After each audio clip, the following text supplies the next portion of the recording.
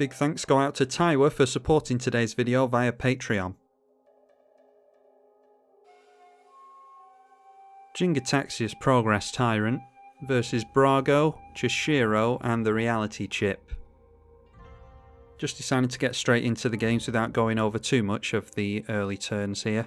Draw into Seagate Restoration, which we could play in tapped here, but I think it might be worth risking double mana crypts. Yeah, I'm just going to go for it. The double mana crypts, we could be getting 6 damage a turn, but if we go for the mana crypt and into the Phyrexian Metamorph, we're going to really accelerate on mana. So with the 2 mana crypts in play, we have 6 mana by turn 2, and it's really going to be a race against time at that point. Silver Raven for the blue player. Sakura Tribelder for Chishiro. Draw into a land, we just get bolted once by the crypt fortunately, so I think it's a good idea to get down Tezzeret right here. There's only a few creatures in play. And we can start ticking that up and getting some more mana from these crypts. First commander of the game in the Reality Chip comes into play.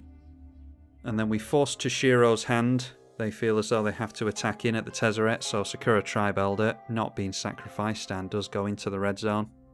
Once again, only being bolted once by the mana crypt, the Brago holding up blue mana unfortunately. Once again we draw into another island, so going to tap down the crypts and untap them with Tezzeret again.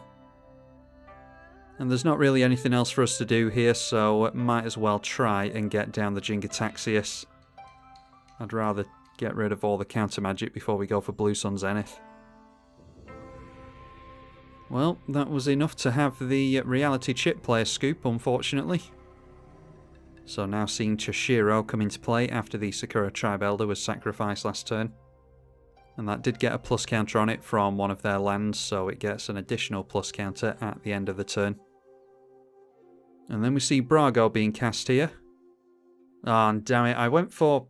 Oh god, what am I thinking? Total brain fart there. For some stupid reason, I thought that Brago was in play. I can see it on the stack. Could have hit 2 commanders with 1 reality shift here, but unfortunately Brago is going to hit play. Drawing into a land yet again. And in order to maximise the mana from the mana crypts, I'm going to tap and untap them now with Tezzeret. And then we can go for the Blue Sun Zenith during the main phase. So we have 8 going into X here. That is the first spell that we've cast into Jin Gitaxias that is relevant. So going to draw 8 twice here. Going up to 18 cards in hand. We get Snap Mage, some fast mana. Got unlimited hand size with the Thought Vessel there as well. So let's cast the fast mana in Mana Vault. Tap that down for 3. Will get us out the Thought Vessel. And then that can take us into Spellskite. Spellskite is going to help protect our commander. Shame not to get 2 of those, but hopefully just 1 will do. Death's Presence from Chishiro, not the most worrisome thing that they could have played. And now is where we might get punished for leaving Brago in play accidentally last turn. Reflector Mage being cast. And that does get pointed at the Jin Gitaxias, so we'll point that at the Spellskite instead. And then we can force their hand on the Brago. So encouraging them to swing in with Brago here, and they will have to hit us as opposed to Tezzeret. So not only do we force what they bounce with the Reflector Mage, but we protect our Tezzeret as well here. Hitting us for 2 commander damage and flickering the Reflector Mage as you would expect. And that does get pointed at the Jin Gitaxias once again as you would expect. Not going to be able to replay those spells thanks to Reflector Mage's ability. And then we see a Swiftfoot Boots from the Azorius player as well. Dodging both of the bolts from the Mana Crypt, but we are going to take 1 damage to the Mana Vault. Not going to untap it here. Draw into Raven form, which could be good against the Brago. So going to tap down both of the Mana Crypts and we'll untap a Crypt and the Mana Vault. Vault makes more mana, of course. So that makes a big chunk of mana for us. Let's get down the Unwinding Clock. That will untap all of our artifacts during everyone else's untap step. Which goes nicely with our Flashmere. So we'll just get the Shimmermere into play now so that we can play artifacts at instant speed. Then going for Trinket Mage to search for a 1 mana artifact. And instead of the Soul Ring, we've got plenty of mana here. Let's go for Commander's Play, another means of protecting our commander. We'll give it protection from all colours except blue. And then to deal with these troublesome creatures, we'll get rid of Brago and the Reflector Mage, turn them into boars with the Curse of the Swine. And that will have to be us done, I think, going to regain our artifact mana at the beginning of Chishiro's turn. They play an artifact of their own in Soul Ring to start the turn off. And then replaying their commander, it will come down with a plus counter on it, thanks to the land. And now the 2-mana manifest creature going in towards Tezzeret. We need to think about those boars swinging in towards us. But if we can go for the spell Skite at instant speed, we can block one of the boars and maybe throw away the Shimmermere, or only take 2 damage to the Tezzeret. So I think we'll get rid of our opponent's manifest creature here.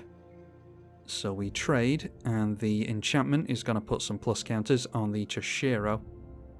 Panharmonicon for Brago. And they decide not to throw in any boars towards us. So not having to throw away any creatures, let's go for the Spell Sky at their end step. Once again, only getting hit once by the Mana Crypt. Not going to take any damage to Vault because it is untapped on every untapped step now.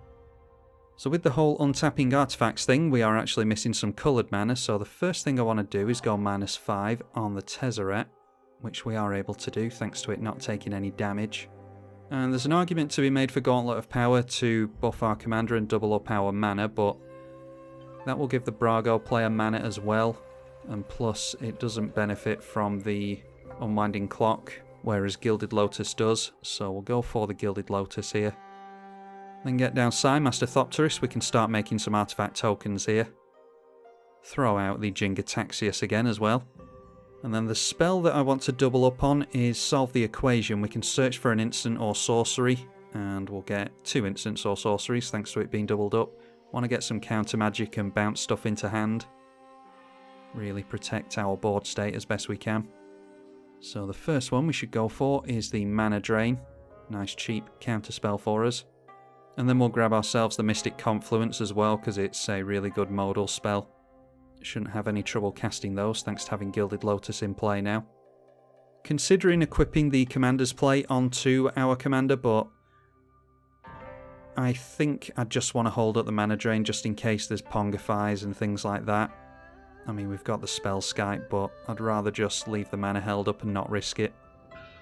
So untapping 11 mana during Chishiro's turn, including 3 blue.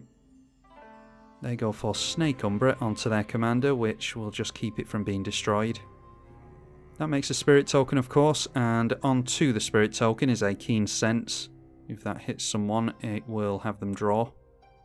The Aura entering makes another Spirit Token. Chishiro swinging in here, that is now a 9/9. So with Snap Mage in hand, I feel fairly comfortable going for the Mystic Confluence now. We'll bounce a couple of creatures and draw a card. So bounce the 2 enchanted creatures back to hand. And then we get a copy with the Jin Gitaxias. And the modes will stay the same here. When you copy a modal spell, it does copy the exact same modes that you choose. And we'll bounce the remaining Spirit. That didn't select for some reason. Oh. Okay. Didn't actually show me that that was selected there, so I clicked it twice, and unfortunately, yeah, chose the same Spirit for the 2 bounces. Could have had rid of a boar there, but the client didn't inform me that I had already clicked on the Spirit. It should have highlighted it, but it didn't. Alright, so going to have my opponent keep a boar token, unfortunately. Draw into a land there. And another land with the Myriad Landscape. And my opponent just recasting the Chishiro again, Ever Defiant. Only 2 cards left in hand over there. Did come in with a plus counter, so it gets another one.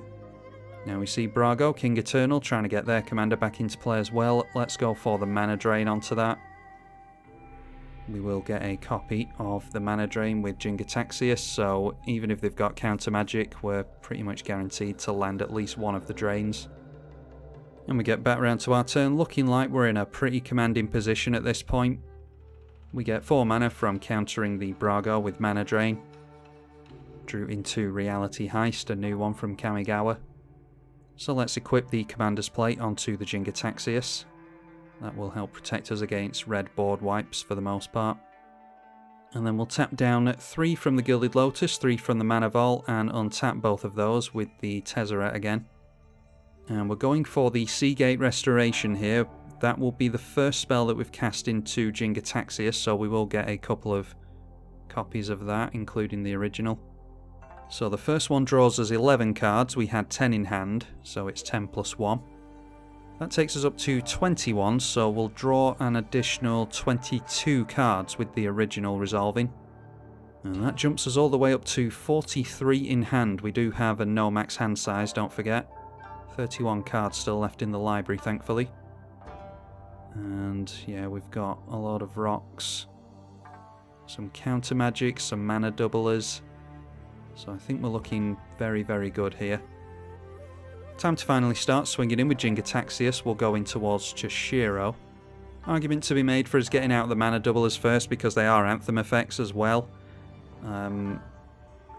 So we could have had some additional power on the Jin Gitaxias maybe. Anyway, that's 8 commander damage to Chishiro. And then we'll just get out some of these rocks, not too worried about doubling them up. We'll get a bunch of Thopters into play from the Sai. Play the Sol Ring. Oh, actually, completely forgot about Mirrodin Besieged is in our hand as well, so should have played that first. We'll play out the enchantment. And choose Mirren on that, so that we will get a Mir token every time we play an artifact, as well as a Thopter from the Sai Master Thopterist. Lightning Greaves makes it even more difficult to target our commander. And like I said, we get the 2 tokens from that. Play Solemn Simulacrum as well. Only 4 basics left in the library after this. Might as well get down the Grim Monolith as well, that will tap down for 3 mana as well. And then I think I'll just leave it at that, don't want to waste my opponent's time too much. We can play artifacts at instant speed, so might go for the mana doublers on my opponent's turns. Breya's Apprentice from Chishiro will get countered because it's an artifact. And then grabbing themselves something with Barlaged Recovery, that is the Snake Umbra. Again, not too worried about Snake Umbra. They'd have to be going for unblockable stuff really. Anyway, casting themselves the Totem Armor onto their commander. Still 1 card left in hand. And Ever Defiant. I appreciate my opponent playing it out even though it doesn't look too good for them. They swing in towards us with their commander, which is a 7/7 at the moment. So let's try and kill 2 birds with 1 stone. We'll go for the Torrential Gear Hulk here. And we are going to get 2 copies of this, thanks to it being the first artifact. Get those tokens as well. Our opponent decides to just scoop to that, which is fair enough. It's not looking particularly good for them. With the copy of the Torrential Gear Hulk, we will target the Mystic Confluence. And then cast the Mystic Confluence, of course. We'll bounce these 2 Boar tokens, like I should have done previously. That draws us another card as well. And then there's no need to target either the Mana Drain or the Reality Shift. We'll keep those in the graveyard for the Snap Mage, just in case.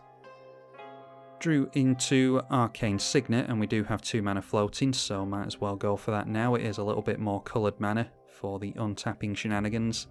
Our opponent's last attempt at doing anything to us is the Elesh Norn, and unfortunately for them, with all these cards in hand, there's not a whole lot of anything that they are going to do, so we will finally make use of this Snap Mage. And our opponent scoops it up, can't say fairer than that. Those 2 players played it out to the very end, so very grateful to them. Probably get down the Worm Coil Engine before casting the Mana Drain, because I don't think there was any need to get 2 copies of the Mana Drain, especially when we've got other counter magic in hand to counter their Swan Song or whatever. Anyhow, hopefully you all enjoyed this one. This was a pretty commanding victory from Jin Gitaxias. You tend to get targeted with this commander, so just be wary of that if you decide to run it against your play group. It's a very powerful commander and people know that, so you might get bullied. Deck list is in the description. Hopefully you all enjoyed it. I'm tribalkai on the eedi-H channel. Thank you for watching.